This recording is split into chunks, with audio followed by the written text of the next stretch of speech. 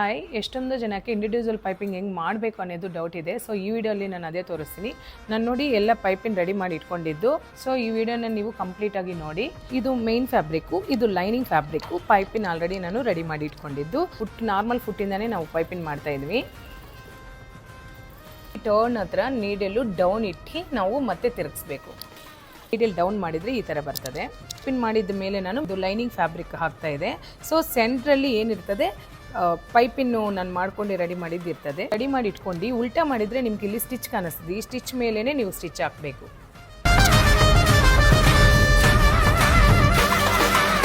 ಈ needle down ಮಾಡಬೇಕು. So turn ಮಾಡಿ ಮತ್ತೆ ಅದೇ ಥ್ರೆಡ್ ಮೇಲೆ ನಾವು ಸ್ಟಿಚ್ ಹಾಕೊಂತ ಹೋಗಬೇಕು. ನೋಡಿ, ನೀವು ಹಂಗೆ ನಿಮ್ಗೆ ಹೆಂಗೆ ಬೇಕೋ ಹಂಗೆ ಸೆಟಪ್ ಅಲ್ಲೇ ಮಾಡ್ಕೋಬೇಕು. ಸೊ ಇಲ್ಲಿ ನ್ಯಾಚ್ ಕೊಡಬೇಕು. ಸೊ ನಾನು ಈ ಥರ ಟರ್ನ್ ಮಾಡ್ಕೊಂಡು ನೋಡಿ ಫಿನಿಶಿಂಗ್ ಎಷ್ಟು ಚೆನ್ನಾಗಿದೆ. ಇಲ್ಲಿ ಒಂದು ಕಿನಾರಿ ಸ್ಟಿಚ್ ಹಾಕ್ಕೊಂಡು ಈ ಥರ ತಿರುಗಿಸಿ ಐರನ್ ಮಾಡೋದು ಅಷ್ಟೇ.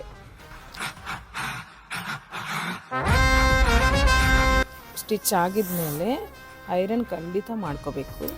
ನೀಟಾಗಿರ್ತದೆ ಫಿನಿಶಿಂಗ್ ಅವಾಗ. ಐರನಿಂಗ್ ಎಷ್ಟು ಚೆನ್ನಾಗಿ ಕಾಣಿಸ್ತಾ ಇದೆ.